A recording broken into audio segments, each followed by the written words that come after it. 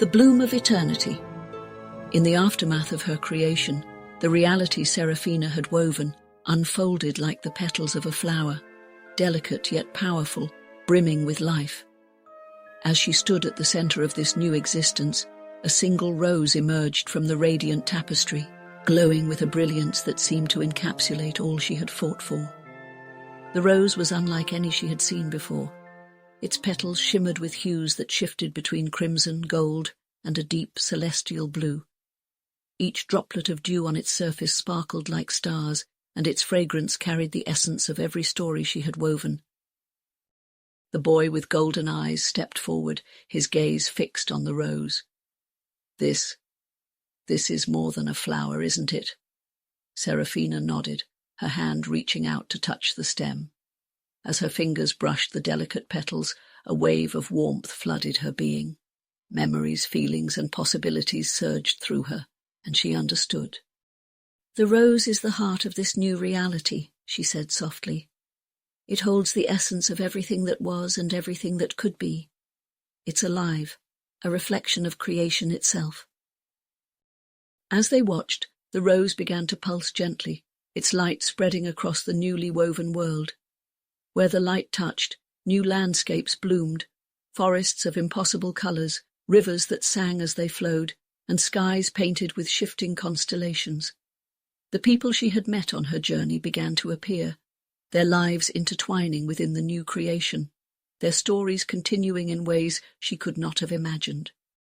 But the rose was not merely a symbol of beauty. Seraphina could feel its fragility, its dependence on the balance she had worked so hard to restore. The threads of her scarf, now woven into the fabric of reality, shimmered faintly, a reminder of the delicate equilibrium she needed to maintain. The boy's voice broke her thoughts. "What happens now, Seraphina? Do we stay here, or is there more to do?" She smiled, though her expression carried a hint of sadness. "The rose is only the beginning. Every new creation needs guidance, and every story deserves a chance to grow. But this world will thrive on its own, as long as the balance remains." As she spoke, the rose began to rise, its petals unfolding further as it ascended into the air. It hovered above them, a beacon of light that would guide the inhabitants of this new reality. Around it, the sky shimmered with golden sparks, as if the universe itself was celebrating its rebirth. The boy looked at her, his golden eyes searching. "And what about you? Where will you go?" Seraphina's gaze followed the rose as it floated higher, her heart filled with both pride and longing. There are still fractures in the worlds beyond, still stories that need weaving and truths that need discovering. My journey isn't over. The boy hesitated, then nodded. "Then I'll go with you." She turned to him, surprised but grateful. "Are you sure? This path isn't easy." He smiled, his golden eyes shining. "Nothing worthwhile ever is." Together, they stepped forward, the light of the rose guiding their way. The new reality faded into the distance as the threads of fate wove a new path for them to follow. But as they walked, Seraphina carried the memory of the rose in her heart, a reminder of the beauty that could bloom from even the most fractured of stories and the infinite potential of creation.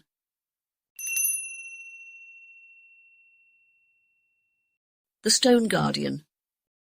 As Seraphina and her companion ventured further into the tapestry of existence, the threads of fate guided them to a solemn, ancient place, a cathedral carved from stone, its towering arches lost in the shadows of eternity. At its heart stood a monumental statue, a woman hewn from marble, her features both serene and sorrowful.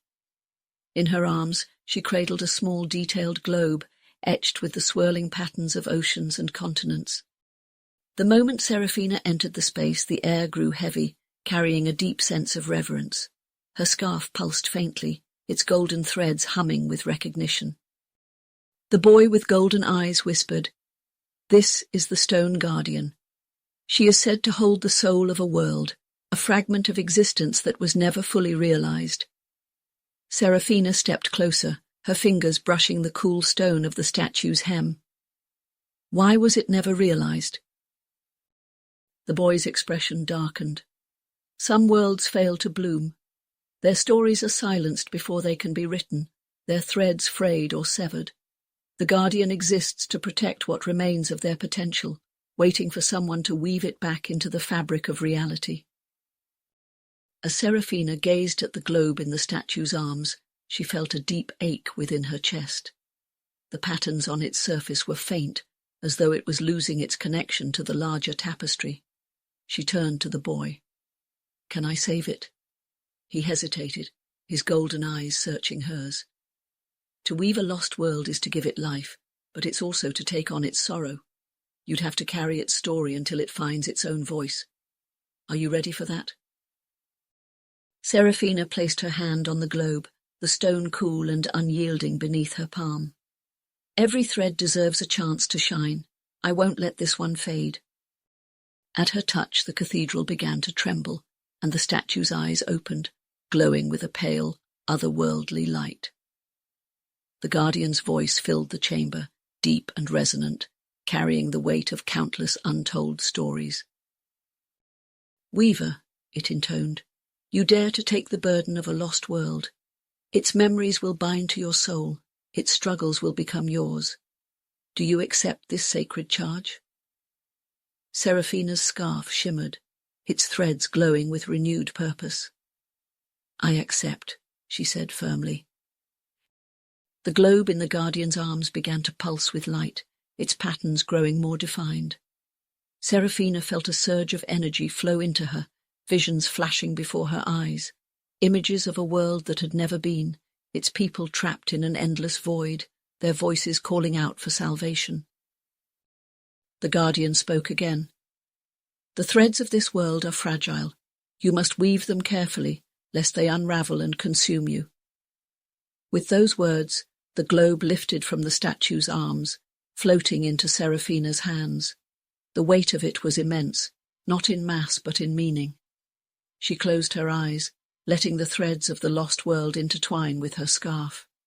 As she worked, the golden threads wove themselves into a delicate pattern, one that pulsed with the heartbeat of a world longing to exist. When she opened her eyes, the cathedral was gone. She and the boy stood on the edge of a vast empty expanse, a blank canvas waiting for its first brushstrokes. In her hands, the globe glowed brightly, its patterns now alive with the promise of new beginnings. The boy placed a hand on her shoulder. "What happens next is up to you." Seraphina smiled, her resolve unwavering. "Then let's give this world its story." As the globe began to dissolve into the air, its light spreading across the void, Seraphina felt the first threads of a new reality take shape beneath her feet. A single seed sprouted from the ground, followed by a tree, then a forest. The cries of the lost became voices filled with hope, and the blank canvas of the world began to bloom with life. But Seraphina knew this was only the beginning. She had saved the world's potential, but its story was yet to be written. And she, the weaver, would guide it every step of the way.